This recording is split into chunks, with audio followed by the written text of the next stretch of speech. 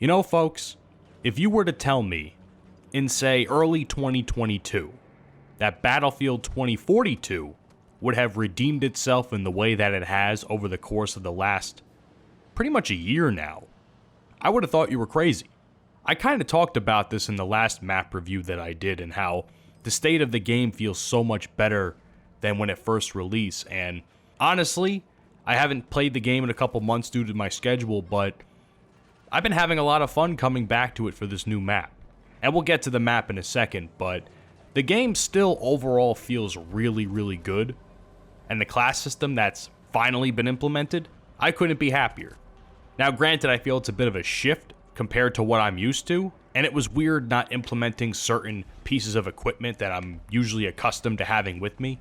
But to be honest with you, that's fine, because I was used to not having certain equipment in the old class system in games like Battlefield 4, Battlefield 1, Battlefield 5, etc. So it's just something I had to relearn for a brief period of time. But all in all, I like the change. I'm glad they finally implemented it. Would I have preferred just normal classes? Yes.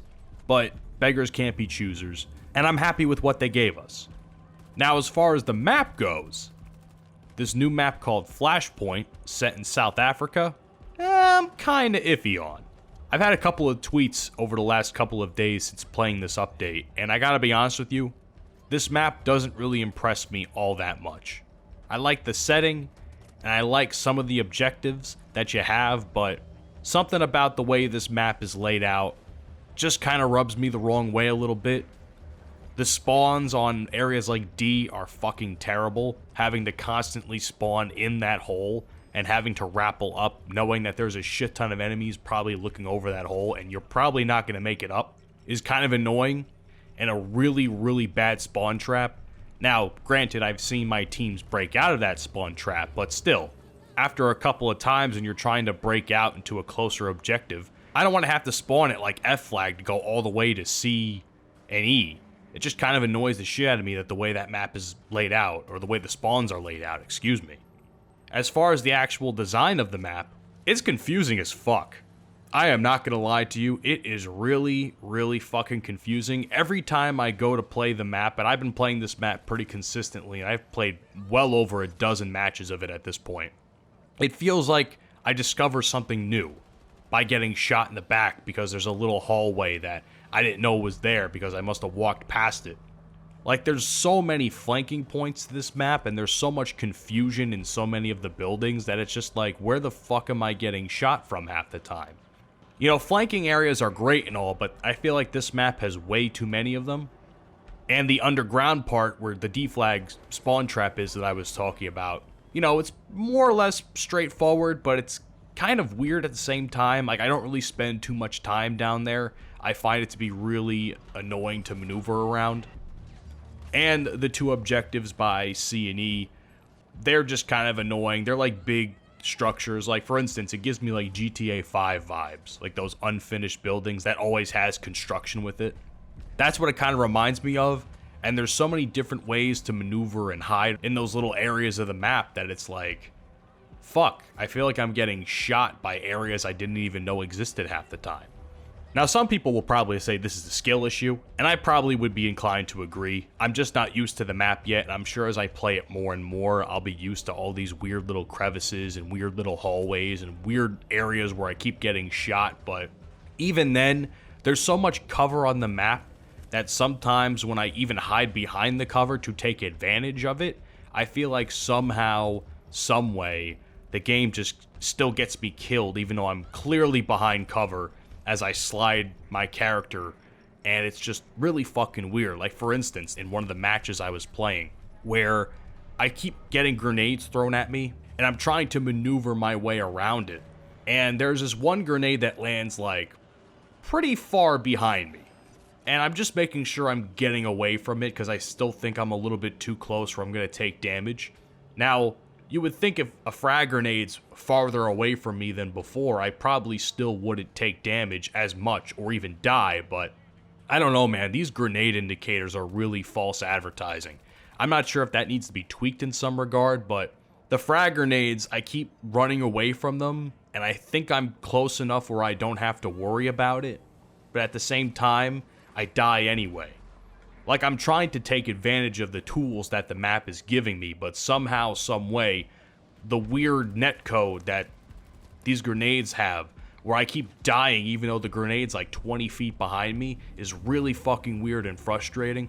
And I noticed that a lot over the course of my playtime with this map. Now let's talk about the modes. As you probably can imagine based on the gameplay, I only really play Conquest and Breakthrough anymore.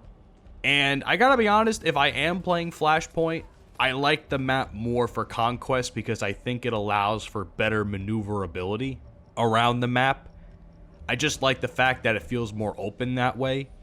Some of these areas in Breakthrough that you have to capture feels like the enemy is really, really well hunkered down there and could be well hunkered down for a good portion of the game, if not the majority of the game. Like, if you have a competent enough team, you're basically going to be staying at that A objective for the entire time. Now, God forbid you go farther back, like C and D areas, those are even weirder. Those are so well enforced. And the defenders really, really take advantage of that area. And it's like, I have to climb uphill over rocks now. The enemy could basically be hunkering down on either side of these hills. It's a real pain to try and maneuver, for me personally. And there was an instance where for a while, my team was suffering that because these guys were just so well hunkered down because the way the map design is, it's catered towards them, which is fine. I'm not arguing that because I think defenders need to be catered towards in some regard. But it's like, holy shit. These guys are like the fucking Spartans in Thermopylae, for Christ's sake. That's how well hunkered down they were.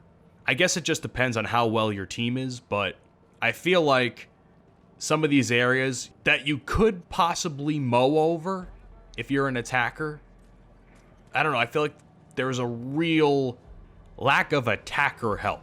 Because also keep in mind, this map, unless you're in certain areas, they're really not catered well for vehicles. And even then, most of the time, the vehicles that are on my team or the opposing team are hanging out in the back of the map sniping you somehow when you're taking damage from a tank that's clearly can't see you. That's another thing I've been fucking noticing. Some of these explosives are absolutely fucking wild. And the smoke spam is really intense as well. Now, luckily I got this new specialist that's in the game, and I have to say, I really like her ability. I think it's really helpful if you're trying to stay off the minimap as well as protect your teammates. And if your team is smart enough, they can really oversaturate that area with that little beacon that she has. I don't know what the name of it is, but whatever that little hacking beacon is. If you really, really want to overdo an area in Breakthrough, that's the way to do it. That's really the way to do it. I abused it. I'm sure anyone who's watched this video has abused it at this point, even though the update's only a few days old at the point of me making this. But still, it's a lot.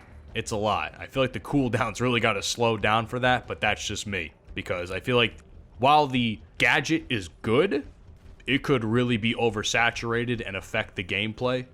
But then again, that just comes from the fact that specialists are in the game and anybody can choose the specialist if they want. So at least now that the class system has been implemented, that's kind of a less of an issue now because not everybody's going to want to pick recon. But that's neither here nor there. So this is my review of Season 4. And I hope to see what's going to happen. I haven't unlocked the weapons yet. I'm very close to unlocking that SMG, which I see slaps in any video I've watched with the right setup. And I'm going to get to work on that now. I'm not going to talk anymore here, but I will see you guys on the next video. Please, if you want to watch more from me, more Battlefield content, subscribe to the channel. I'd really appreciate it. Turn on notifications. And even more important, if you want to check out anything I got going on outside of YouTube, all the links for that are located in the description. I got podcasts, I got social medias you can follow, all of that in the link tree in the description. With that being said, take care of yourselves and take care of each other. My name is Ed0626, and I'm out, baby.